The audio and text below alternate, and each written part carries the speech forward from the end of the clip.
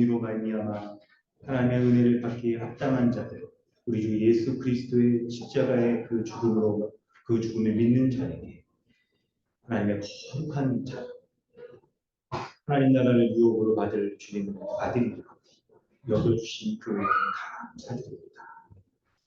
이 진리의 말씀을 우리가 믿음으로 하나님 앞에 예배하기에 합당한 자 삼아 주셨사오니 하나님의 그 영화로운 이름을 높이고 찬양합니다. 우리의 마음의 소원과 하나님 나라를 위하여 살고자 하는 그 마음을 모아서 기도로 주님 앞에 나아가보다 하나님의 말씀에 순종하는 마음으로 아멘하는 자마다 이 은혜의 복락들 온전히 누리는 예배 될 수 있도록 인도하여 주시옵소서. 감사드립니다. 예수님의 이름으로 기도드립니다. 성경 39장입니다.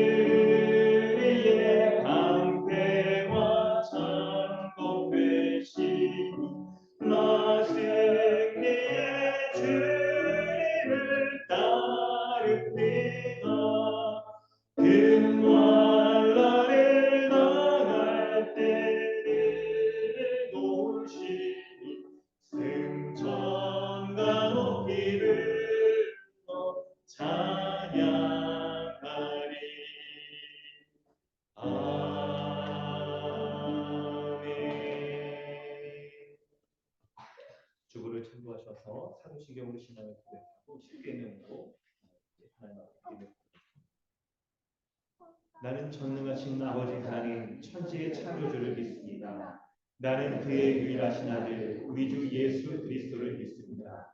그는 성령으로 잉태되어 공정녀 마리아에게서 나시고 본디오 빌라도에게 고난을 받아 십자가에 못 박혀 죽으시고 장사된 지 사흘 만에 죽은 자 가운데서 다시 살아나셨습니다.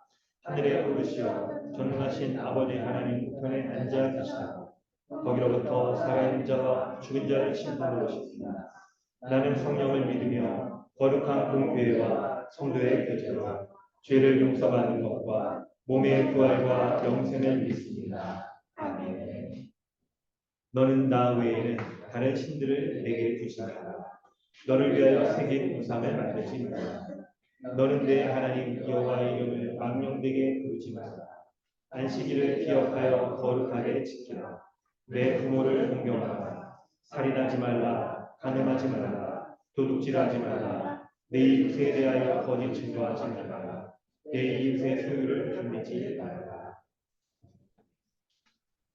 하이데베르그 번역입니다. 99 제3계 너는 내 하나님 여호와의 이름을 망령되게 부르지 말라. 제3계명에서 하나님께서 원하시는 것은 무엇입니까? 우리가 저주나 거짓 맹세 또는 불필요한 서약으로 하나님의 이름을 욕되게 하거나 잘못 사용하지 않는 것이며 더 나아가 침묵하는 방관자가 되어 그러한 두려운 죄에 참여하지 않는 것입니다. 오히려 하나님의 거룩한 이름을 두려워하고 존경하는 마음으로만 살다 우리가 하나님을 바르게 고백하고 부르며 우리의 모든 말과 행실에서 그분이 영광을 얻도록 하는 것입니다. 맹세나 저주로 하나님의 이름을 욕되게 하는 것은 정말로 그렇게 심각한 죄입니까? 또한 그러한 죄를 막거나 금하지 못한 사람에게까지 하나님께서 진노하십니까? 진실로 그렇습니다. 하나님의 이름을 욕되게 하는 것보다 더 크고 하나님을 진노케 하는 죄는 없습니다. 따라서 이 하나님께서는 이 죄를 사형으로 벌하라 명하셨습니다.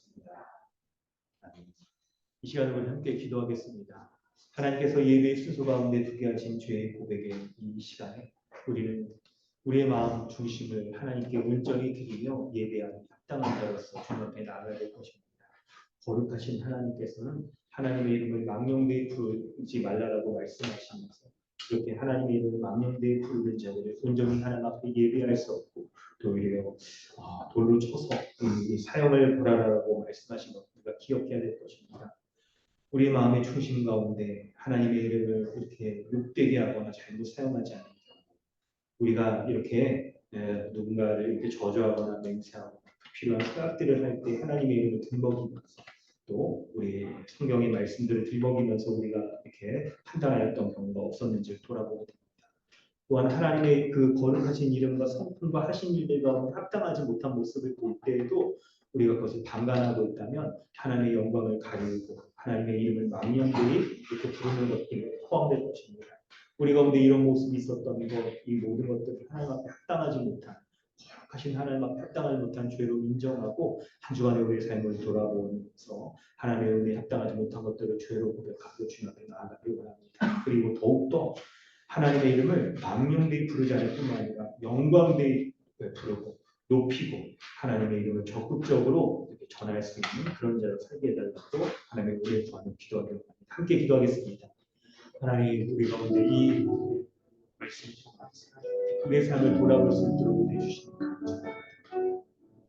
하나님께서 우리 가운데 행하시는 일들을 바라보면서 이 은혜의 말씀 쫓아 우리가 온전히 살아가고 있기를 돌아보길 원합니다. 내가 하나님께 거룩하신 이름을 온전히 부르고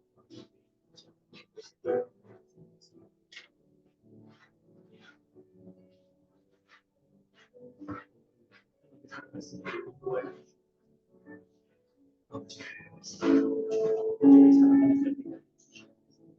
하나님의 이름을 걸어하고 하나님의 영광스러운 이름을 부러워할 수 있는 그런 삶을 살아가는 수 있도록 주시옵소서.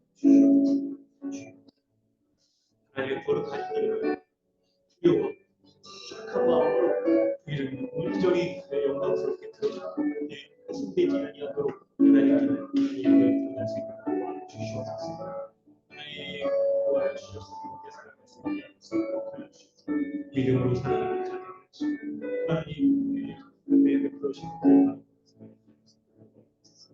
내 성가운데 일어나는 이 거룩한 일을 불쌍히 여겨주시옵소서.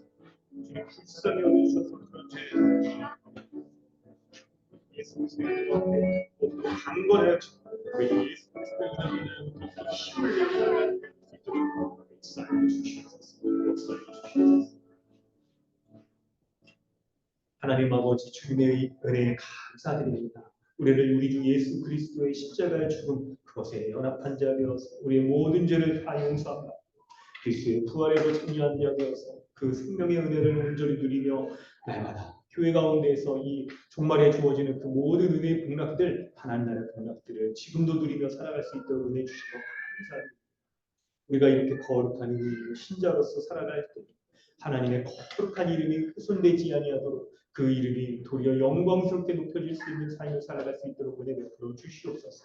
또한 하나님 우리가 서로 간의 교회적 삶을 살아가며 우리의 말과 행동 가운데에서 하나님의 거룩하신 이름이 우리의 삶에 우리의 말로서 우리의 삶의 열매로서 온전히 드러날 수 있는 그런 삶을 살아갈 수 있도록 은혜 더하여 주시길 원합니다.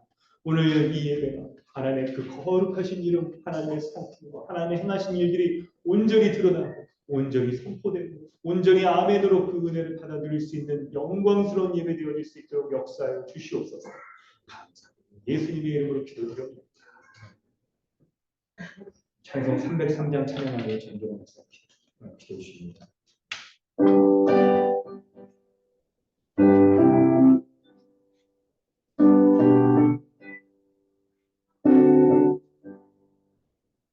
날 위하여 십자가에 주만 고통 받으사 대신 주의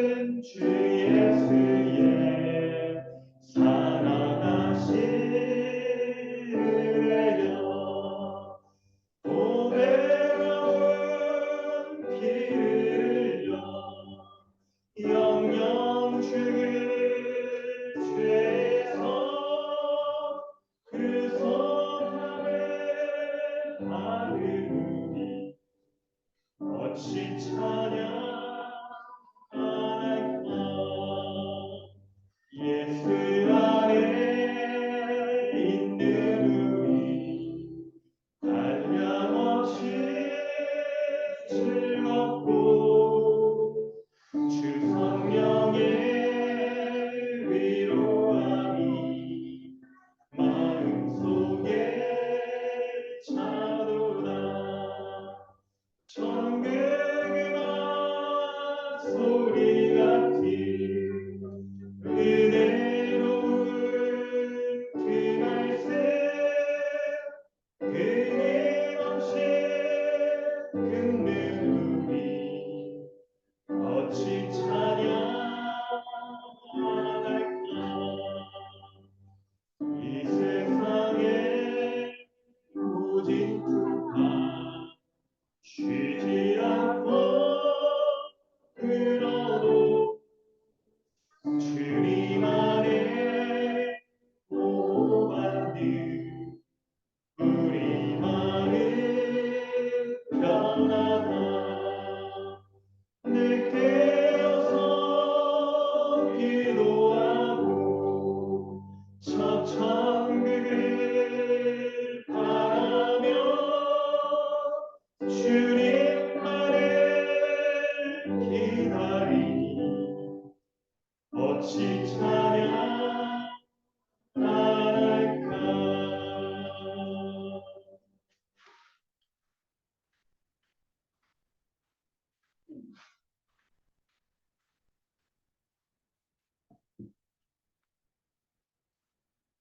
하나님 아버지, 우리의 아버지가 되어주셔서 우리의 머리털까지 세심받으시며 우리의 모든 사정을 아시며 우리의 삶을 가장 선한 길로 인도해 주심에 감사를 드립니다. 우리의 악함과 또 우리의 약함에도 불구하고 우리를 주님의 자녀로 삼아주시고 우리의 죄를 대신하여 예수님께서 십자가에서 벌을 받으심으로 우리의 죄를 사하여 주시니 참으로 감사드립니다. 하지만 주님, 저희는 자꾸 커다란 세상을 바라보고 이 세상의 풍조에 휩쓸리며 안목의 정욕과 육신의 정욕을 따라 살아갑니다. 이런 우리에게 다시 새날 주셔서 주의 말씀을 듣게 하시고 죄를 회개할 기회와 다시 믿음으로 살아갈 날들을 허락하여 주시니 참으로 감사합니다. 주님의 말씀을 굳게 붙잡고 더욱 죄와 힘껏 싸우며 믿음으로 살아가는 우리 강동 주님의 교회 되게 하여 주시옵소서. 오늘 우리가 함께 주의 말씀을 듣습니다. 나의 함없는 지체들과 한 말씀을 들으며 같은 마음을 품고 같은 믿음의 말들을 하기 원합니다. 또한 죄 가운데 넘어졌을 때 서로를 다시금 세워주고 세상과 싸우다 지칠 때에도 서로를 격려하며 세상과 저항하며 살아갈 수 있는 우리 교회의 지체 모두가 될 수 있도록 함께하여 주시옵소서. 이 교회가 더욱 든든히 말씀 위에 서 있을 수 있도록 우리에게 말씀을 전하여 주시는 이지사 목사님을 주님께서 붙들어 주시고 언제나 우리에게 주님의 말씀이 멈추지 않고 선포되어질 수 있도록 함께하여 주시옵소서. 오늘도 주의 말씀 안에서 믿음에서 믿음으로 자라가기를 원하며 하나님께서 허락하신 귀한 교회 지체들과 더욱 사랑함으로 교제하는 하루 되게 하여 주시옵소서. 이를 통해 오늘도 주님께서 홀로 영광 받아주시기를 원하오며 모든 말씀 우리 주 예수 그리스도의 이름으로 기도드립니다. 아멘.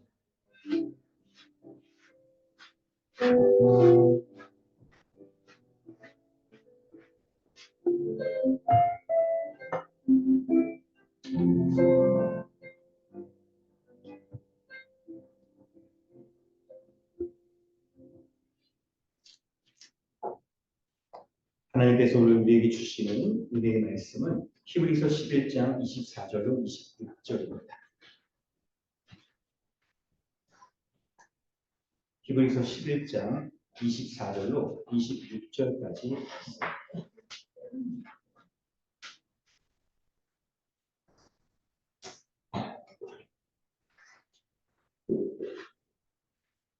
함께 공독하겠습니다. 믿음으로 모세는 장성하여 바로의 공주의 아들이라 칭함받기를 거절하고 도리어 하나님의 백성과 함께 고난받기를 잠시 죄악의 낙을 누리는 것보다 더 좋아. 그리스도를 위하여 받는 수모를 애굽의 모든 부하보다 더 큰 재물로 여겼으니 이는 상 주심을 바라봅니다. 할렐루야. 반갑습니다. 우리 좌우 앞뒤에 계신 분들과 인사하겠습니다.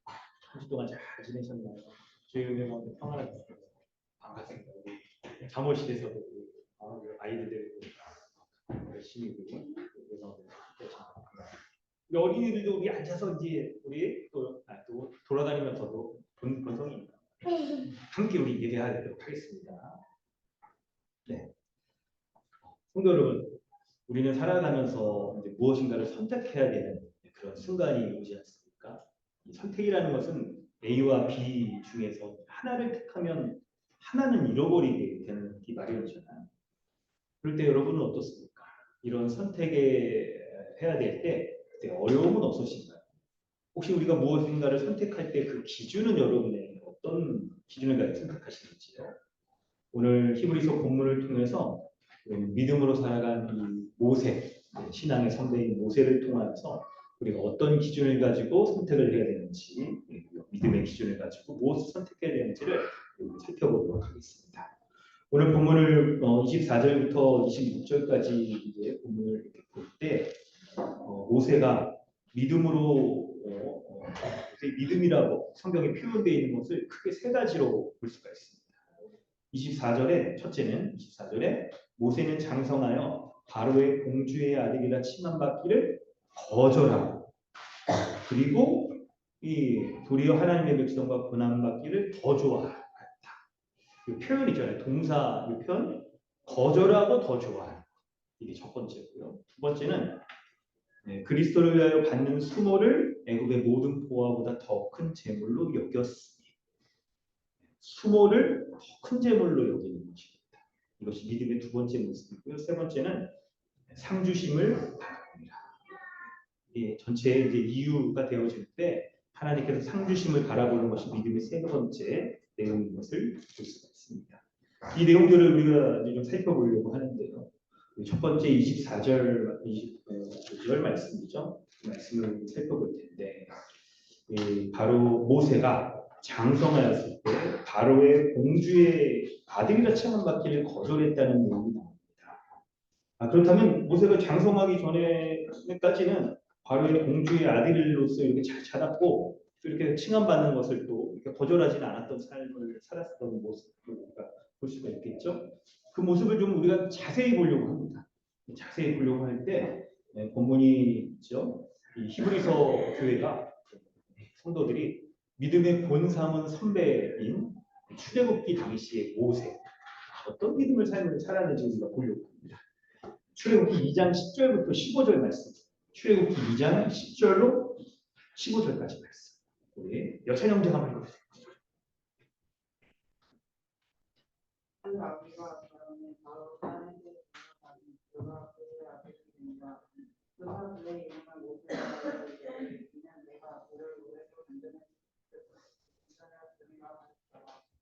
모세가 장성한 후에 그들이 고백에 도둑하는 것을 보면 어떤 애국 사람이 한 히브리 사람을 자기 형제를 치는 것을 건드려 저를 쳤을 사람이 없음 하고 그 애국 사람을 쳐 죽여 오른손을 건든다. 이튿날 당당하니 그 히브리 사람이 서로 싸우니 잘못된 사람이 이르되 내가 어찌하여 이것을 증명하니 그가 이르되 누가 너를 다스리는 자와 재판관을 삼았느냐 내가 애국 사람을 죽인 것처럼 나도 죽이려 하느냐 모세가 그러하여 이르되 그가 이를 듣고 모세를 죽이고 그리스도라 하여 하느니라 모세가 바로의 낯을 피하여 미디안 땅에 머무르나 바로는 죽는 것이 아니라 아멘. 출애굽기 2장 10절 그 말씀을 이제 우리가 더 본문과 이렇게 비교해가 좀 이렇게 보려고 하는데 모세가 그렇죠. 장성하기 전까지 바로의 공주의 아들로서 살았습니다. 이게 그 밑에 있는 본문 있잖아요. 참고본문 사도행전 7장 20절 보니까 모세가 참고본문이 몇 개 있는데 딱 보면요. 모세가 약 40세 때 이제 바로의 공주의 이 아들이나 칭함받기를 이제 거절하는 내용이 나옵니다. 그러니까 태어나서 40년 동안은 바로의 공주의 아들로 지냈던 것입니다. 바로의 공주의 아들로 지냈던 거예요. 그럴 때 여러분, 이 모세가 40년 동안 바로의 공주의 아들이지만 친아들은 아니잖아요. 그러니까 우리가 친아들이야 진짜 아버지 그렇게 또 공주의 아들로 인정받아서 살아가지. 아유 드라마 같은데 뭐 사생자 얼마나 이게 비참한 삶을 살아갑니까? 그래서 모세도 그냥 별로 이게 그 40년 동안 삶이 아주 비참했을 거라 여러분 예상할 수 있겠지만 그렇지 않아요. 사도행전 말씀을 보면 있잖아요. 7장 22절에 모세가 애굽 사람의 모든 지혜를 배워 그 말과 하는 일이 능하더라 라고 되었어요. 애굽 사람의 모든 지혜를 배울 수 있었던 것은 바로 바로 공중의 정식 아들로서 인정받으면서 왕자로서의 모든 권한들을 다 이렇게 누릴 수가 있었던 거예요. 그럼 실제로 여기 바로의 공주의 아들이라고 할 때 이 아들은 상속자를 가리킵니다. 여러분 고대 사람들은요 이게 입양된 아들이라 하더라도 친자와 똑같은 그런 상속권을 주면서 이렇게 살아갔었어요. 그렇게 살아갔던 거예요. 그래서 애국의 최고의 지혜를 배울 수가 있었던 것이죠. 여러분 오늘 우리가 모세에 대해서 살필 때 처음 좀 살펴야 될 것은요. 모세가 바로의 공주의 아들로 태어나 자랐던 40년간의 그의 모습을 이 모세가 과연 이 바로의 공주의 아들이라 칭함받기를 거절할 만한 그런 모습이었는가? 바로의 공주의 아들의 삶이란 모욕빌레 입을 버리는가? 우리가 그걸 좀 생각을 해봐야 돼요. 그래 여러분 이게 생각을 해보면 참 이게 어떤 일입니까? 바로는 알죠? 바로 파라오죠. 당시에 애굽, 이집트가 전 세계 패권을 가지고 있는 아주 강대국이었습니다. 강대국이었어요. 여러분 나라가 강대국이 되려면 제일 먼저는 이게 인구도 많아야 되고 또 먹여 살릴 만한 농업이나 사회 기반도 되어줘야 되고 군사, 경제적으로 이게 다 여러모로 이게 잘 갖춰져 있는 나라야 됩니다. 근데 이집트가 우리 어린이들과 우리 알고 있죠? 세계 4대 문명 어디예요? 기억나요? 4대 문명. 그렇죠. 사람이 다 아는데 지금 얘기 안 하지만 근데 이집트가 이제 거기 나일강 지역이 세계 4대 문명의 하나잖아요. 왜 그러냐면 이집트의 그 나일강이 이렇게 탁 끼고 있는데 엄청 커요. 목사님 가봤어요. 갔는데 거기 삼각주가 엄청 이제 하천의 삼각주 큰데 나일강이 범람하고 그러면서 진흙 같은 게 쌓일 때 이제 영양분도 같이 쌓이면서 농사가 엄청 잘 되는 거예요. 그러니까 곡식이 많고 농사가 잘 되니까 사람들이 많이 먹고 살 수 있고 인구가 많아지고 그러다 보니까 이제 경제도 커지고 군사력도 커지고 그러면서 이집트가 당시에 패권을 잡고 있는 그런 강대국이 될 수 있었던 거예요. 그런 강대국에서 있죠. 왕자로 살아가는 삶이란 어땠을까? 여러분 그 혹시 상상이 좀 되세요? 사실 상상이 안 되는 게 우리와 같은 평범한 사람들의 이 사고방식일 거예요. 근데 그걸 좀 엿볼 수 있는 여러 일화들이 있는데 있죠. 왕자의 아들이었으니까 굉장히 사회적인 명예를 가지고 권력을 가지고 있고 명예를 가지고 탁 살아갈 겁니다. 애굽의 왕자로서의 삶이란 이쪽 모든 것이 허락되어 있는 프리패스되어 삶인 거죠. 거치는 게 없는 거예요. 모든 게 다 자기 거야. 원하는 대로 다 가질 수 있고 보는 대로 다 취할 수 있는 그런 삶을 살아가는 거죠. 그리고 물질적으로도 이집트가 굉장히 부유하고 그러다 보니까 사람들의 삶도 굉장히 수준이 괜찮고 높았어요. 일반 평민들 가운데 뭐가 있냐면 이집트 사람들은 매일 목욕을 했대요. 매일. 거기 지역이 이제 건조하고 막 그런 곳이니까 막 이렇게 막 바람도 많이 불고 사막 기후 그러니까 막 여러 가지 더러워질 거 아닙니까? 그런데 그 더러운 걸 좀 때를 없애기 위해서 세계 최초의 비누 이런 것도 이렇게 만들어가지고 비누를 가지고 사람들이 이렇게 매일마다 일반 백성들도 목욕을 할 수 있는 정도라면 왕자가 됐을까? 우리가 생각하는 여러분 가보신 사우나 있으세요? 어디 호텔 사우나 이런 데 가서 최신식이 아주 좋은 실제로 이제 그런 것들 가운데서 왕자는 지냈을 거란 말이에요. 상상이 안 되시죠 사실? 우리가 사실 우리 중에 여러분 이런 있죠. 말하자면 이제 상위 1%? 1%보다 더 되는 거겠죠. 이런 삶을 우리가 잘 몰라요. 그러니까 이게 알 수가 없는데 뭐 작은 예지만 하나 생각해 보면 대기업 총수 날치 막 이런 사람들이 지내는 삶을 우리가 조금 약간 이렇게 여러분이 보거나 간접적으로 보거나 드라마 같은 데 보거나 뭐 스카이캐슬 이런 데서 봤다 보나 그러면 여러분 인식이 됩니다. 약간 이거 좀 삼성 무슨 이제 하여튼 이번에 어떻게 살까 하다가 이거 보면 아니 여러분 그 이재용 씨 딸이 핸드폰 못 쓰는지 아세요? 우리 그래 많이 돌아다니잖아. 아이폰을 쓴대요 세상에. 삼성 무기야 이게 아들 딸이 그러니까 몇 피셜이에요? 생각해보니까 그냥 삼성 모든 건 다 자기 거야. 최신식 거 다 자기 거고 막 이렇게 아직 출간도 안 한 거 그런 것도 막 써볼 수도 있고 원하는 대로 그냥 집에 있는 거 다 삼성으로 도배돼 있겠죠. 집에 가보면 삼성 가전제품 뭐 하이마트 그거 다 집에 방에 다 있는 거야. 질린 거죠. 그래서 더 이상 이런 것을 쓰고 싶지 않다. 아이폰 한번 써볼까? 이럴 수 있는 1%의 삶입니다. 에피셜입니다. 이거 뭐 사실이 아니고 이렇게 생각을 해보자는 거예요. 3위 1%를 우리가 몰라요. 이거. 하지만 여러분 생각해 볼 수 있는 건 바로의 공주의 아들로서 모세가 매우 괜찮은 삶을 살았을 거라는 거예요.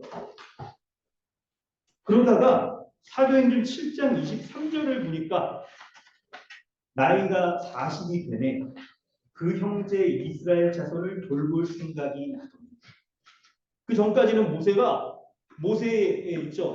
바로의 공주의 아들로서 이제 잘 살았어요. 그런데 나이 40이 되었을 때 그 형제 이스라엘 자손을 돌볼 생각이 나더니 다른 번역본으로는 마음을 먹었다. 그제서야 이제 이스라엘 백성들 이렇게 돌볼 생각을 마음을 먹었다. 여러분 그러면서 이제 오늘 본문이 이제 딱 이렇게 시작이 됩니다. 모세가 나이 40대 이제 이스라엘 백성을 향한 그 이제 돌볼 마음을 갖는데 그 구체적인 예가 우리가 읽었던 출애굽기 딱 2장 본문의 이제 본문입니다. 11절입니다. 여러분 이제 좀 잘 생각해 보세요. 그 사건은 여러분 그런 거죠. 모세가 딱 컸을 때 자기 이제 이스라엘 백성들에게 나갔는데 애굽 사람이 그냥 그 노동을 하고 있었던. 우리 지난주에 살펴봤죠. 이스라엘 사람들이 많아지니까 바로 왕이 어떻게 합니까? 그 사람들을 견제하고자 중한 노동을 시키는 거예요. 피라미드거나 건축을 막 하는데 이제 시키는 거예요. 그때 모세가 애굽 사람이 히브리 사람을 그냥 고되게 노동하다가 치는 걸 보는 거예요. 치는 걸 때리는 걸 보는 거죠. 그때 이제 모세가 어떻게 했는가를 살펴볼 때 여러분 중요한 겁니다. 오늘 본문을 이해하는 데 있어서 중요한 거 얘기할 때 모세가 바로의 공주의 아들로 자랐으면 바로의 공주의 아들의 정체성을 가졌으면 누구를 자신의 형제라고 불러야 될까요? 애굽 사람일까요? 히브리 사람일까요? 애굽 사람이죠. 바로의 공주의 아들로서의 정체성을 가지고 있으면 당연히 애굽 사람들을 자기의 형제로 불렀을 거예요. 그런데 여러분 어떻습니까? 본문을 보면 11절에 출애굽기 2장 11절에 반복되는 두 표현이 있죠. 한 번은 자기 형제들에게 나가서 라고 말하고 히브리 사람 곧 자기 형제를 치는 것을 본지라 라고 말하면서 모세가 누구를 자기 형제로 여기느냐? 바로 히브리 사람을 자기 형제로 여겼다는 거예요. 여러분 뭐 성경에 어떻게 해서 모세가 이 히브리 사람을 자기 형제로 여겼을까가 나오지 않기 때문에 우리가 여러분 추측하기는 어렵지만 아주 어렵진 않아요. 바로 그 앞절에서 모세가 딱 이렇게 바구니에 씌워가지고 보낼 때 어떻게 합니까? 히브리 유모가 이제 걷어들여서 이제 딱 이게 살리고 키우잖아요. 그때 히브리 유모가 누구예요? 모세 누이 이렇게 엄마 이런 거죠. 그러니까 아마도 거기서 배웠을 거라는 생각을 하지만 그런 걸 생각을 안 하더라도 여러분 중요한 게 뭐냐면 모세가 이 자신의 정체성을 자신이 누군가를 생각할 때 바로 히브리 사람과 같은 히브리 사람을 자기 형제로 여기는 사람으로서의 정체성을 이제 갖게 되는 겁니다.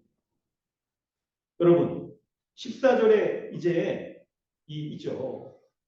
11절부터 우리가 출애굽기 2장 11절부터 14절까지 말씀을 볼 때 이 사람들의 요 말들을 주목해서 여러분 보시는 게 필요해요.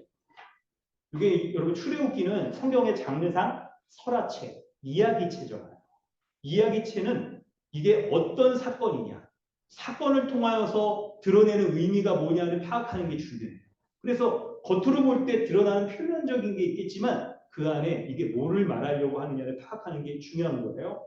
이제 설명을 해보면 11절, 12절에서는 모세가 있죠. 사실은 여러분 이게 표면상으로 딱 볼 때 모세가 살인죄를 저질렀네? 게다가 이쪽 이 시체를 이렇게 딱 파묻어서 증거인멸죄, 사체 뭐 이렇게 유기죄 이런 죄를 저지른 거죠. 이게 표면상으로 볼 때. 근데 이 본문이 이런 사건을 통하여서 이게 무엇인가 모세에 대해서 모세가 누구인가를 말하려고 하는데 11절, 12절에서는 누가 모세에 있죠? 형제인가? 이걸 드러내는 거예요. 애굽 사람에게 학대받는 히브리인을 건져내잖아요. 모세가 도우려고 하잖아요. 그리고 애굽 사람을 치고 이 히브리 사람을 도우려고 하는 이런 모습 속에서 바로 모세에게 있어서의 형제가 애굽 사람이 아닌 바로의 공주로 자랐지만 그의 정체성은 바로 히브리 사람을 향한 것이다 하는 것을 보여주는 거죠. 13, 14절에 보면 그 다음 날 그곳에 또 나갔어요. 있잖아요. 범죄 무슨 이런 거 보면 나오잖아요. 이 범죄자가 자기가 살인한 이 범죄 저지른데 다시 가서 살펴보는 막 이런 거 있죠? 약간 그런 것과 비슷한데 그곳에 나가니까 히브리 사람 두 사람이 서로 싸워요. 그래가지고 모세가 잘못한 사람에게 어찌하여 동포를 치느냐? 동포라는 말을 쓰는 것도 참 특이하죠. 그랬는데 그 중에 이제 잘못한 사람이 누가 너를 우리를 다스리는 자와 재판관으로 삼았느냐? 네가 애굽 사람 죽인 것처럼 나도 죽이려고 하느냐? 그러니까 모세가 두려워해가지고 이제 이게 발각됐구나 하면서 어떻게 됩니까? 바로 왕이 그걸 알고 또 모세를 죽이려고 하니까 이제 미디안 땅으로 피신을 가게 됩니다.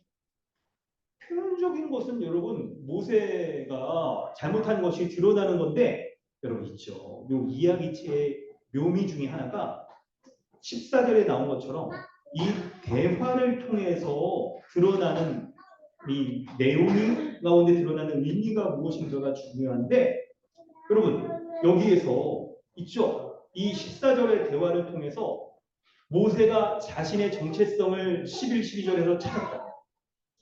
바로 그 정체성에 합당하게 이스라엘 백성에게 무엇을 해야 되느냐를 말해주고 있는 거예요. 바로 뭐냐면 14절에 이게 반어법이에요. 사실 모세가 이스라엘 백성의 다스리는 자, 재판관으로서의 역할을 해야 되는 거예요. 이런 그런데 이제 모세는 자신의 역할들에 대해서 아직 잘 깨닫지 못하죠. 그가 바로의 공주의 아들로 자라오면서 하나님께서 자신을 왜 이 바로의 공주의 아들로 자라게 하셨고 이 학대받는 이스라엘 자손들을 향하여 자기가 무엇을 해야 되는지를 잘 아직 이제 모르는 거예요. 이걸 알아가는 과정인 거예요. 그러다가 이제 언제 그거를 알게 되느냐? 바로 출애굽기 3장 12절에서. 여러분 이 중요합니다. 출애굽기 3장 12절. 우리가 이 본문을 한번 읽어볼 텐데 같이 한번 읽어볼까요? 다 함께 읽어보겠습니다. 시작. 하나님이 이르시되 내가 반드시 내가 그 백성을 애굽에서 인도하여 낸 후에 너희가 인하여서 이것이 내가 너를 보낼 증거이다. 아멘. 모세가 호렙산에서 이 떨기나무 사이에 딱 임재하신 그 하나님을 만납니다. 그리고 하나님께서 모세가 누구인지 어떤 역할을 해야 되는지 바로 알려주시는 거예요. 그래서 이스라엘 백성들을 딱 이 애굽 땅에서 건져내어 하나님 명하신 그 땅, 가나안 땅에 들어가게 하는 것이 모세의 역할이란 것을 말하는 거죠. 그 내용이 이제 우리가 방금 살펴봤던 14절에 애굽 이스라엘 사람을 다스리는 자와 재판관으로 삼은 거 여기에 미리 보여주는 거예요. 이런 이야기책 이런 것들. 여러분 그래요. 이게 다시 이제 오늘 본문 우리 주된 흐름으로 이제 돌아오려고 하는데 여러분 있죠. 하나님의 백성의 정체성은 그 정체성에 합당한 역할, 행동, 이 믿음에 합당한 삶을 살아가게 합니다. 여러분 믿으십니까? 모세에게 있어서 모세가 자신이 하나님이 보내신 자로서 이스라엘 백성의 그 애굽에서의 학대받는 자들을 건져낼 것에 대한 자신의 정체성을 아는 것으로서 바로 그 정체성에 합당하게 이스라엘 백성들을 건져내는 삶을 살아가도록 이제 하는 거예요. 여러분, 그렇기 때문에 더 이상 바로의 공주의 아들이라고 칭함받는 것을 거절해요. 자신이 누구인지 자신에 대한 정체성을 깨닫게 되면 그 정체성에 합당한 삶을 딱 선택하게 돼요. 그래서 바로의 공주의 아들이라 칭함받는 것을 거절하고 하나님의 백성, 이스라엘 백성과 함께 고난받는 것을 더 좋아할 수 있게 되는 거예요. 더 좋아할 수 있게 됩니다. 여러분, 사람들의 시각으로 본다고 한다면 우리가 앞에서 조금 봤듯이 바로의 공주의 아들의 삶은 우리가 쉽게 상상조차 할 수 없는 상위 1%의 아주 풍족한 삶이에요. 사람들의 일반적인 기준으로 본다면 도저히 그런 것들을 여러분 누구나 다 흠모하고 따르고 싶지. 그런 것들을 이렇게 버리기가 쉽지가 않은 것이죠.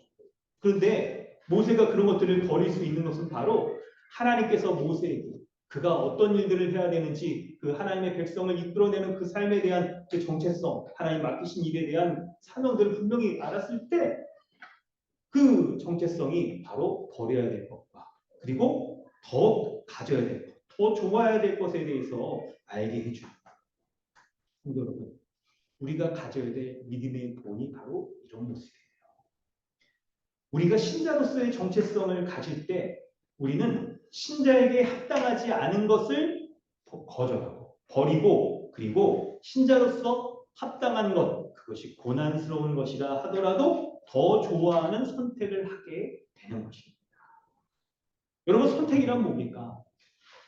A와 B 둘 다 가질 수 있는 것일까요? 선택이란 그런 것이 아니죠.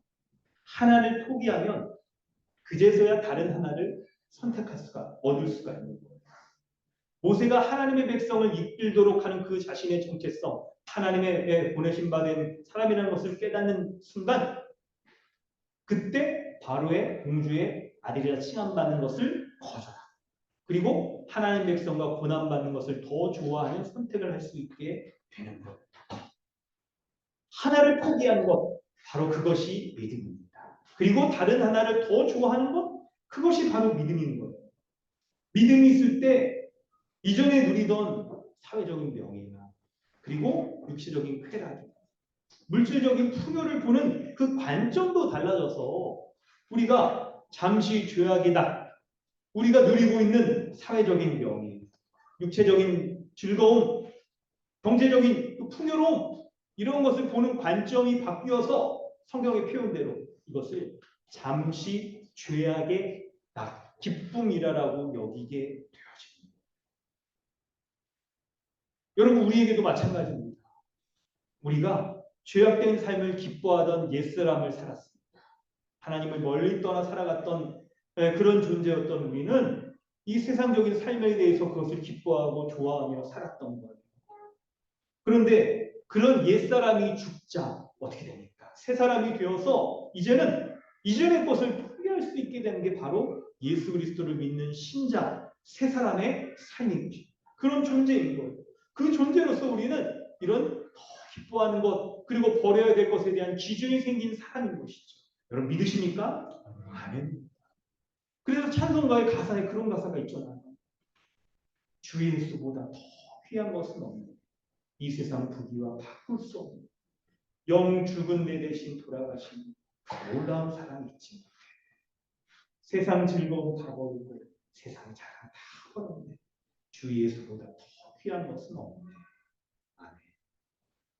여러분, 찬송가의 그 믿음의 고백을 드릴 수 있는 것이 바로 예수 그리스도를 믿는 신자가 갖는 자신의 신자로서의 정체성을 갖고 그 정체성에 합당한 삶이 이제 자신에게 주어진 것으로 인하여서 버려야 됩니다. 더 좋아하며 가져야 될 것에 대한 기준이 새 마음을 가진 신자에게 생겨나게 되는 거예요. 그래야 해서 25절 이 전반부를 보면 모세가 궁정에서 지낼 때 일시적인 즐거움보다 자신의 동족과 함께 고통을 받는 것들을 선택하게 됩니다. 여러분, 모세가 이 선택을 하는 시기를 살피면 여러분 어떤 시기였냐면 두 가지를 한꺼번에 다 취할 수 없는 그런 사회 분위기였어요. 이전에 요셉이 총리였을 때는 이스라엘 백성에게 친화적이었답니다. 그러나 이 총리가 바뀌고 애굽 왕이 또 그렇게 이스라엘 민족을 많아지고 인구가 많아지고 하다 보니까 반란을 일으킬 수 있겠구나 하면서 이스라엘 민족을 학대하고 심지어는 남자애들을 다 죽이면서까지 멸절시키려고 하는 그런 아주 적대적인 환경이었던 거예요. 여러분, 이런 상황에서 모세가 40년 동안 지냈어요. 40년 동안의 그 기간 동안에 모세가 여러분 어떻게 한 겁니까? 그제서야 이제 그 형제 이스라엘 자손을 돌볼 생각, 마음을 먹게 되는 그 시기, 그 기간이 있었던 거예요. 40년의 이 기간을 생각해 보면 여러분 어떨까요? 모세가 이제 더 이상 두 가지를 한꺼번에 취할 수 없는 하나를 선택해야 하는 시기가 왔던 거예요. 바로의 있죠. 모세의 그 공주의 아들로 계속 지내면서 이스라엘 자손을 생각하지 않는 삶을 살아갈 것인가? 아니면 학대받는 이스라엘 자신의 동포, 그 형제를 다 건져내고자 하는 그 삶을 살 것인가에 대한 선택을 해야 되는 삶이 온 거예요. 그리고 모세는 하나님의 백성의 합당한 바를 선택했던 것이죠. 선택이 믿음입니다.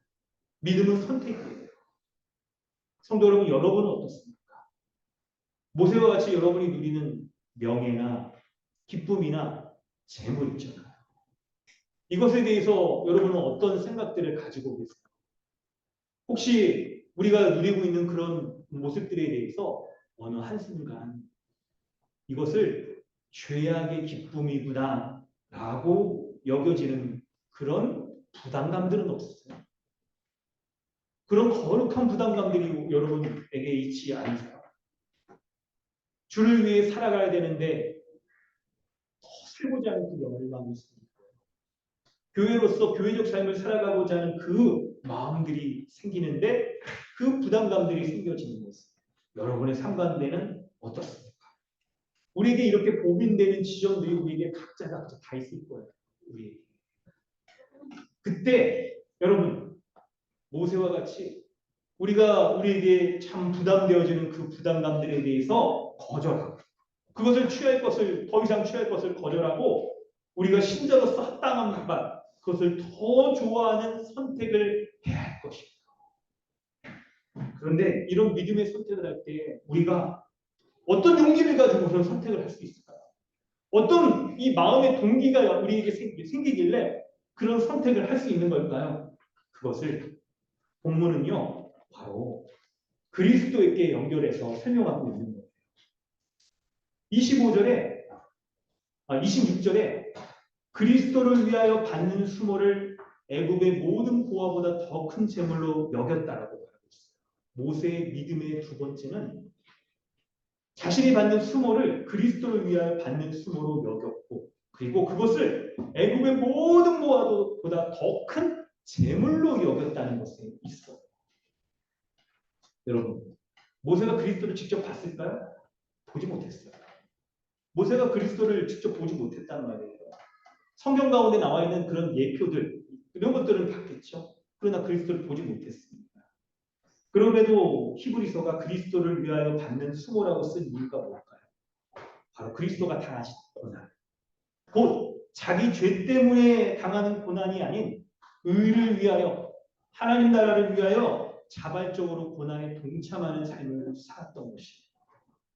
여러분이 이 말씀, 이 성경 말씀 여러분 기억나세요?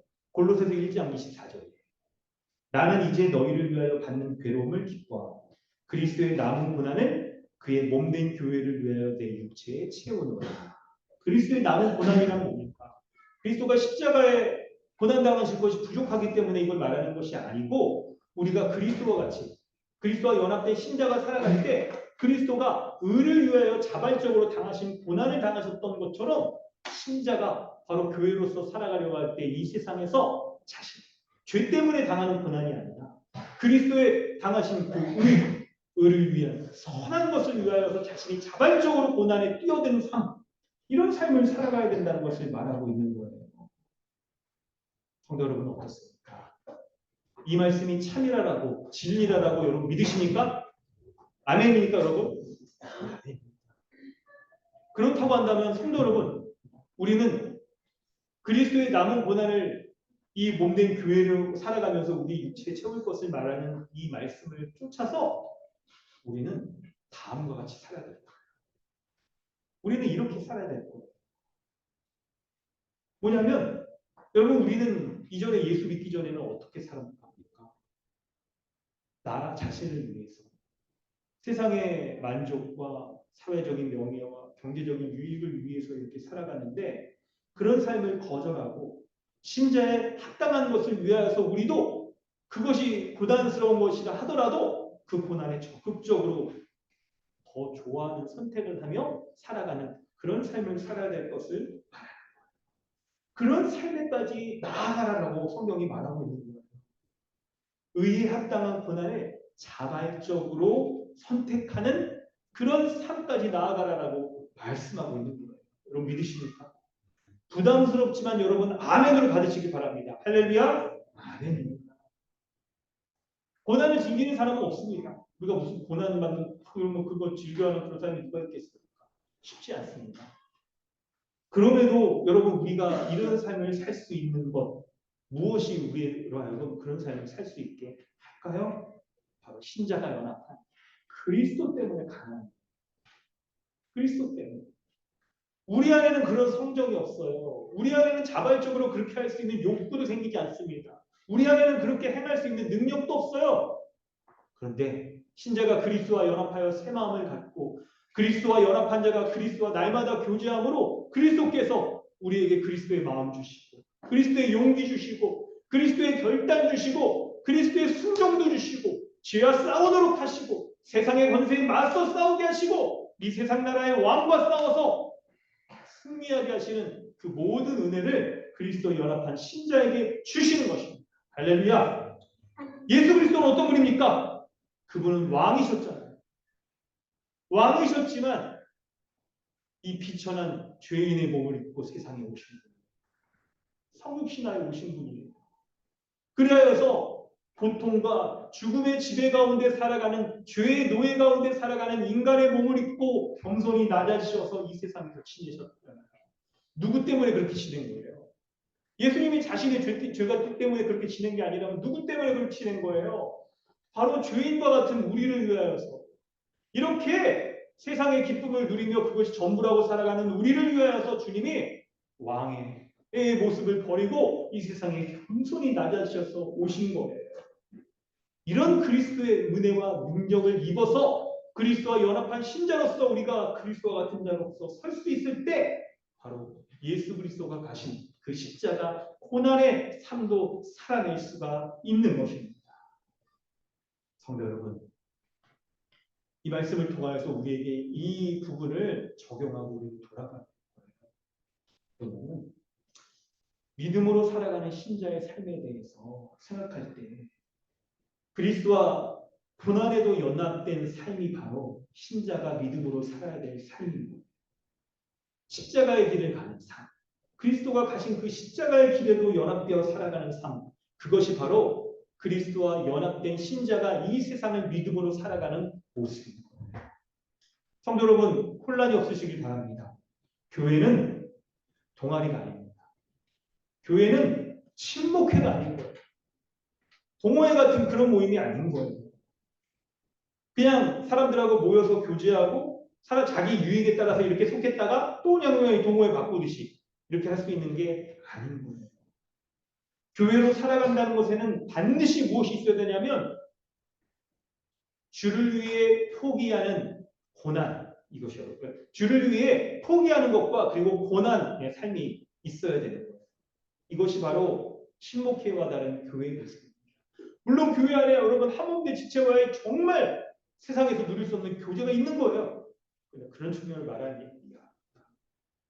바로 신자가 자아적 존재에서 자기만을 위해 살아갔던 존재에서 교회로서 살아가고 이 세상에 속하여 있으면서도 거룩한 하나님의 백성으로 살아가려고 할 때 세상의 것을 포기하는 모습 그리고 그것이 우리에게 주는 고난에도 기뻐하는 모습 이런 모습이 있는 것이 교회인 것입니다.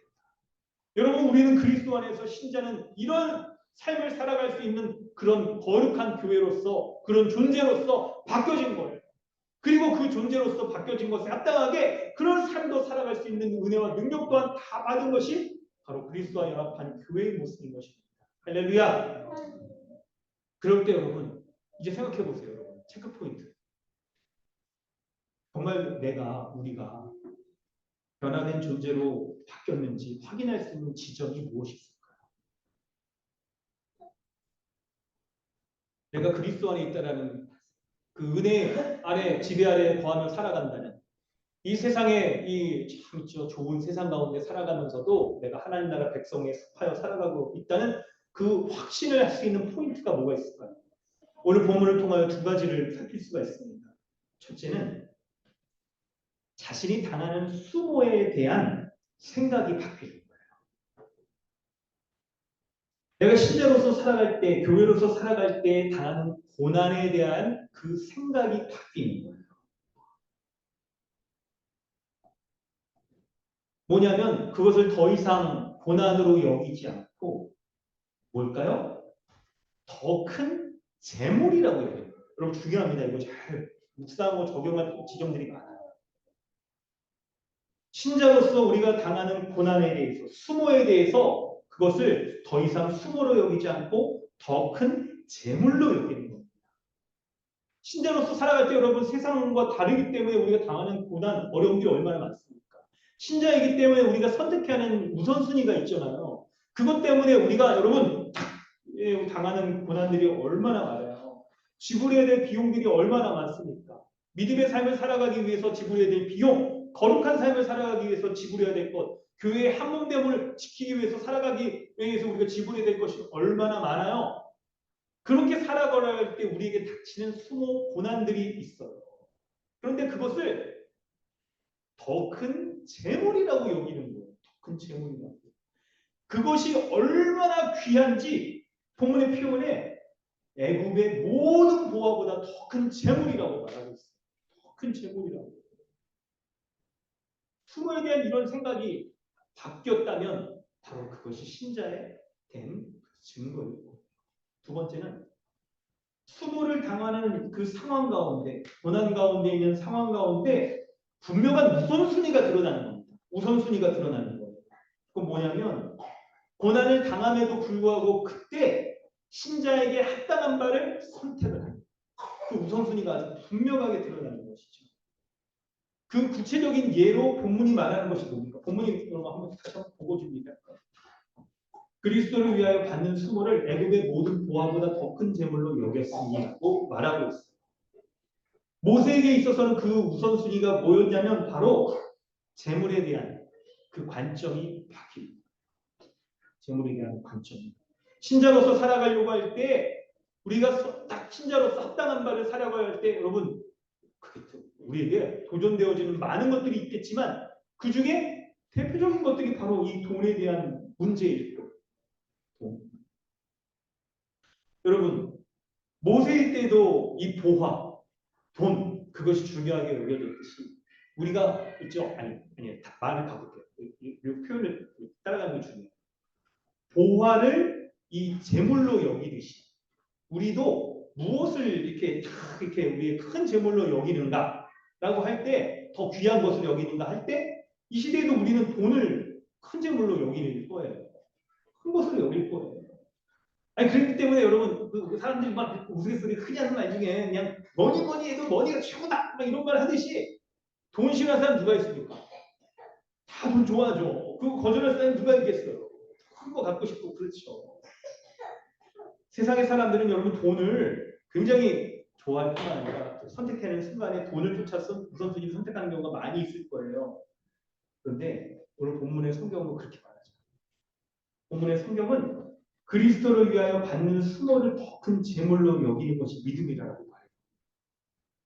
돈을 최우선으로 여기는 세상 가운데 돈을 우상으로 섬기지 않고 살아가는 삶, 그것이 믿음의 삶이라고 말합니다. 그것이 믿음의 삶이라고. 그리고 그 돈을 최우선으로 여기지 않는 믿음을 우리의 더 큰 재물이라고 여기는 것, 믿음이 그걸 여기는 말이에요. 더 큰 재물이라고. 그렇기 때문에 돈에 대해서도 이제 쓰임새가 달라져. 자신을 위해서 쓰고 가족을 위해서 쓰고 자신과 가까운 사람들을 위해서 쓰는 것에서 벗어나 진정한 이웃사랑을 실천하게 한다. 이웃사랑. 제1의 이웃인 교회를 위하여서 교회적 삶을 위하여서 애쓰는 돈을 지불하기를 기뻐하는 것, 이것이 정말 우리에게 있어서 돈의 문제와 더불어 살펴볼 때 그것이 우리가 정말 변화된 신자의 모습입니다. 그런데 돈 외에도 여러분 중요한 게 있습니다. 우리가 다음에 말하는 것들에 대해서 여러분 깊이 묵상하고 적용하실 수 있어요. 우리가 여러분 이 세상의 가치를 추구하고 세상 사람들의 삶의 방식대로 이렇게 살아가는, 마치 모세가 이전에 이 바로의 왕의 아들이라고 여기며 살아갈 때, 그때 여러분 어떻습니까? 그때는 수모당할 일이 없어요. 세상 사람들이 다 그런 방식으로 살아가기 때문에 그냥 그냥 더 잘 살아보자, 더 많이 돈 많이 벌어보자, 이런 방식이기 때문에 돈 많이 버는 거 이런 것들이 아주 그냥 자연스러운 모습인 거예요. 그런데 어떻습니까? 하나님의 백성 신자로서의 정체성을 갖게 될 때 그리스도의 남은 고난에 자발적으로 참여하려고 하는 그런 마음들을 우리가 가질 때 이제 그것을 포기하려는 순간, 자발적으로 우리가 그리스도의 고난을 선택하려고 할 때 그걸 포기해야 되잖아. 그때 포기하려는 순간에 세상 사람들은 포기하려는 우리를 향하여 뭐라 그럴까요? 어이구 이 정도 어딨어. 우리 돈도 벌고 신앙생활도 하고 그러면 되지. 왜 그걸 포기해? 둘 다 지금 하면 되지. 그거를 적당히 해. 적당히.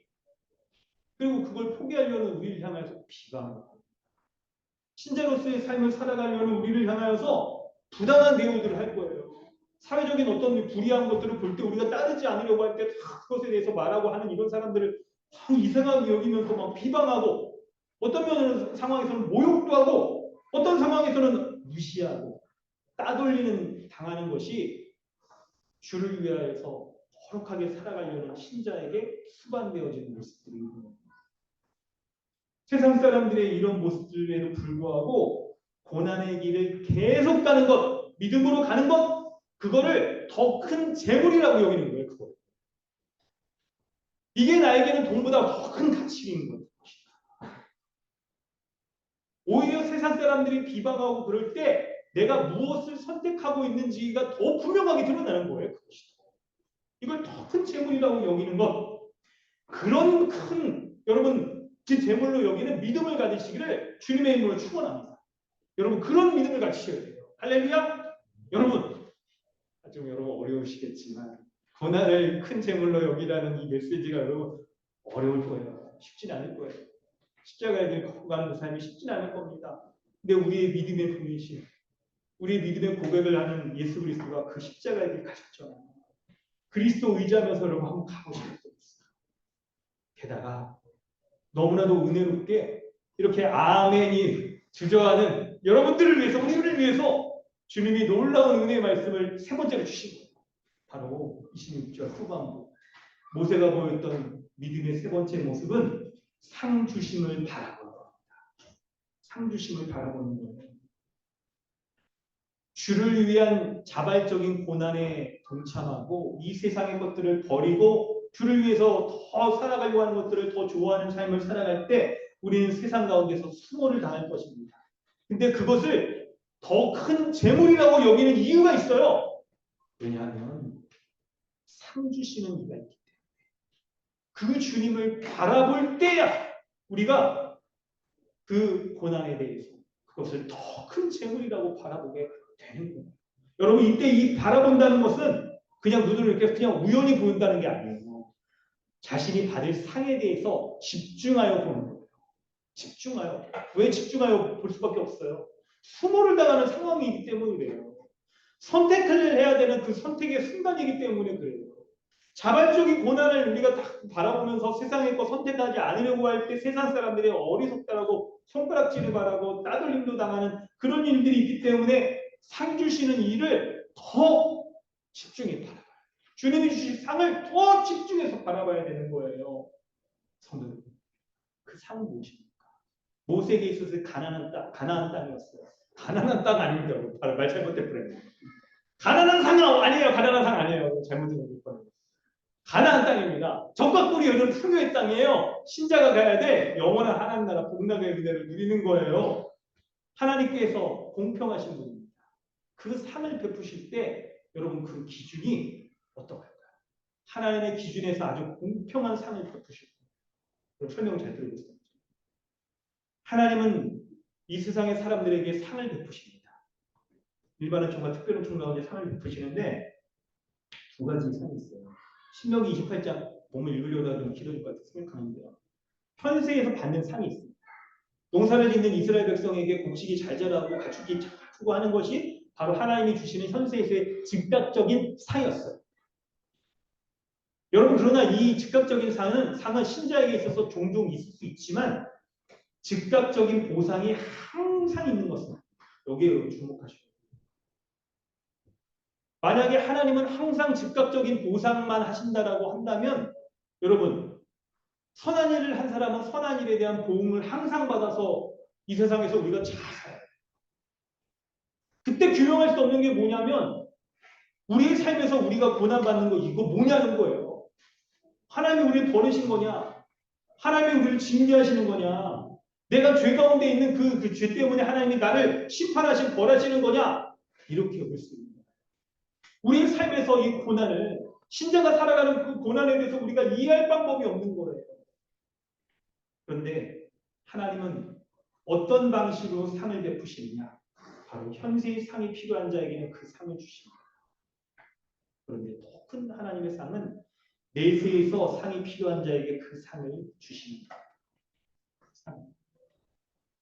여러분 왜 그럴까요? 그리고 여러분 예수 그리스도로 말미암아 이 있죠 이미와 아직을 살아가는 신자에게 주시는 상은 거의 대부분 다 내세에서 주어지는 상. 이미와 아직 가운데 우리가 살아갈 세상에서 주어지는 상은 바로 그런 모습인 거예요. 왜 그럴까요? 이 땅 가운데 당하는 그걸 통해 여러분 우리 무엇을 알 수 있을까요? 우리가 이 세상을 살아갈 때 고난 가운데 있을 때 결코 그것이 하나님이 우리를 징계하거나 벌하는 것이 아니고 우리가 하나님이 받을 상이 없다는 것에 대한 그 표시가 아니라는 거예요. 도리어 믿음으로 살아가면서 당하는 고난 가운데 있을 때 우리가 하나님이 우리로 하여금 그 고난을 통하여서 고난의 유익을 누리게 하시는데 그 고난의 유익이 뭡니까? 바로 하나님께서 주시는 그 보상, 그 상에 대해서 바라보는 것으로서 이 세상을 살아갈 수 있는 힘도 주시는 겁니다. 고난의 유익이 있습니다. 여러분 모세가 만약에 이 세상에서의 있죠 자신이 살아갈 때 이 유익들 보상만을 바랬다면 어떤 삶을 살아갔을까요? 이 세상의 가치를 더욱 누리려고 했을 거예요. 애굽에 있죠 그 공주의 아들로서 누릴 수 있던 모든 부유함, 부귀함 이런 것들을 거절하지 않고 계속 살아갔을 거예요. 현세에서의 보상만을 바라며 살아갔다고 한다면 그런데 모세가 그렇지 않았잖아요. 어떻게 합니까? 하나님의 백성으로서의 합당한 그의 삶이 바로 이 고난에 동참하여 살아가는 것으로서 도리어 이 고난이 어떤 것이에요? 고난은 무엇을 우리에게 보여주냐면 하나님께서 장차 내세에 나에게 주실 큰 상이 있다는 것을 보여주는 그 증표가 바로 고난인 거예요. 그렇기 때문에 그 고난이 더 큰 재물이 될 수가 있는 거예요. 우리에게 있어서. 믿음의 길을 살고자 할 때 우리가 사람들에게 받는 무시 더 큰 재물입니다. 그 무시당합니까? 믿음으로 살아갈 때 무시당한다면 바로 상 주시는 하나님께서 인정하시는 그 인정입니다. 그렇기 때문에 우리에게 더 큰 재물인 거예요. 우리가 믿음으로 살아갈 때 세상 사람들처럼 부유한 이익을 쫓지 않으려고 하기 때문에 더 가난해집니까? 부를 잃어버립니까? 승진할 기회도 잃어버릴 수 있겠죠. 그때 우리가 그 모습이 바로 하나님께서 의롭게 살아갔던 우리에게 주시려고 하는 더 큰 재물일 수 있는 거예요. 그것이. 그렇기 때문에 여러분 우리는 이걸 기억해요. 이 세상에서 세상 사람들이 누리는 많은 상을 이미 받은 사람은 내세에 받을 상이 없습니다. 없습니다. 그런데 이 세상에서 주를 믿는 믿음으로 살아가는 것 때문에 우리가 당하는 고난, 당하는 자들에게 도리어 그 고난이 하나님이 주시는 더 큰 재물이기 때문에 내세에 받을 상이 더 큰 거예요. 할렐루야. 이걸 믿으십시오. 성도 여러분 말씀을 마무리하면서 여러분 질문하겠습니다. 성도 여러분, 여러분은 예수 그리스도를 따르기로 선택하셨죠. 세상의 왕을 따를 것인가, 예수 그리스도 따를 것인가 선택하셨습니다. 그 선택으로 말미암아 여러분은 어떤 삶을 살아가시고 계십니까? 바로 우리는 믿음으로 주를 위해 살아가려고 할 때 이 세상에서의 끝자락에 취하는, 끝자락에 자리 잡는 그런 삶, 가난에 취하고 사람들의 무시와 멸시에 처하게 되는 세상에서의 끝자락에 앉는 삶을 우리는 살아가는 것들을 합니다. 기억하세요. 주님이 다시 오시는 온전한 하나님이 다스리는 그 나라에서는 먼저 된 자가 나중되고 나중된 자가 먼저 된다고 말하잖아요. 이 세상의 끝자리에 앉아있는 자가 하나님의 나라에서의 가장 먼저 된 자로 살아가게 될 것을 믿으시기 바랍니다. 그렇기 때문에 이 세상을 살아갈 때 일시적인 쾌락 그거 주지 마세요. 그것 때문에 하나님의 영원한 큰 재물 그거 놓치지 마세요. 나중에 우리에게 더 큰 상급이 예비되어 있습니다. 만약에 여러분이 믿음으로 말미암아 살아가다가 더 나은 것을, 믿음에 합당한 것을 선택한 것 때문에 수모를 당하죠. 고난도 당하죠. 그거 있다면 바로 그것이 우리 하나님께서 주시는, 보상하시는 그 하나님께서 주시는 증거가 됩니다. 그것이 주님 다 기억하고 계세요. 하나님께 인정받는 것이 바로 우리의 하나님인 거예요. 그러므로 여러분의 삶 가운데서 여러분이 고난당할 때 더 큰 재물을 소유하는 것으로 인하여 하나님께 인정받고 있음을 확신하며 살아가시기 바랍니다. 사람들의 비난도 감수하시고요. 여러분에게 주어진 그 삶을 감내하면서 넉넉히 살아가시기를 주님의 이름으로 축원합니다. 말씀을 마치면서 오늘 본문 마지막에 인용되어 있는 이 말씀을 함께 읽고 하나님께 영광을 드리며 기도하기를 원합니다. 마태복음 13장 44절입니다. 우리 함께 읽어볼까요? 우리 말씀을 마무리하면서 우리 함께 믿음으로 같이 읽게 됩니다. 천국은 마치 함께 읽습니다. 시작. 천국은 마치 밭에 감추인 모화와 같으니 사람이 이를 발견한 후 숨겨두고 기뻐하며 돌아가서 자기의 소유를 다 팔아 그 밭을 삽니다. 이 말씀 묵상하면서 우리 기도하려고 합니다. 사랑하는 성도 여러분, 하나님이 주시는 삶은요 밭에 감추인 보화와 같습니다. 현실의 삶에서 그 보화를 발견한 사람은 그 밭을 얻기 위해서 어떤 대가라도 치르려고 하죠. 사랑하는 성도 여러분, 기꺼이 그리스도를 위하여 받는 수모를 더 큰 재물로 여기는 그런 믿음을 갖기를 바랍니다. 오늘 본문의 히브리서의 이 교인들은요 유대인 출신이었어요. 말 그대로 히브리서. 그들이 유대교 회당에서 누리고 있었던 사회적인 안정이나 경제적인 부요, 커뮤니티가 형성되는 것 가운데 안전과 풍요를 택할 것인가, 아니면 그리스도인이 되어서 사람들의 이 멸시와 모욕과 또 불안정한 삶을 살아갈 것인가를 택해야 됐어요. 우리도 마찬가지입니다. 예수 그리스도를 믿는 믿음을 갖는다는 것은 교회가 될 것이냐, 아니면 교회에 포기할 것이냐, 교회 밖에 살아갈 것이냐, 이걸 말하는 것이죠. 여러분의 인생의 궁극적인 목적이 무엇입니까? 바로 모세 이전 모습처럼 큰 부와 명예를 얻으려는 것이, 안정된 삶을 살아가는 것이 우리의 인생의 목적으로 여기며 살고 있지 않습니까? 그런데 우리에게 신자로서의 정체성을 갖는 그때 우리가 살아갔던, 누렸던 지금 현재의 그 모습들에 대해서 이것을 잠시 죄악의 기쁨이라고 바라보는 그 변화가 우리에게 있어야 됩니다. 일시적인 이 세상에서의 그 달콤함에 눈이 멀어서 우리가 이 세상의 쾌락들을 누리며 살아갈 것이냐, 아니면 하나님 나라의 영원하고 최종적인 그 유익들을 바라보며 살아갈 것인가를 지금 선택하십시오. 그리고 그리스도와 연합한 그 그리스도의 은혜, 그리스도의 지혜, 그리스도의 능력을 우리가 누리면서 우리의 삶에서 우리의 삶이 더 그리스도와 동거하며 연합하며 의를 위해서 살아가고자 하는 그때 당하는 수모들을 그것을 수모로 여기자. 더 큰 재물로 여기는 하나님의 주실 상으로 여기며 살아가는 그런 믿음의 그런 면모들을 보이는 그런 삶을 살아가기를 여러분 주님 앞에 기도하시기 바랍니다. 우리 말씀 생각하면서 함께 기도하겠습니다. 하나님 주님 말씀 가운데 주님이 주시는 주님 오늘 말씀에서 주신 귀한 하나님의 주님이 우리에게 주셨사오니 그 온전히 주님을 살아가는 자들 가운데 할 수 있도록 주시옵소서. 하나님의 의식할 수 있는 하나님을 살리는 주님 도와주시옵소서. 우리 아버지께서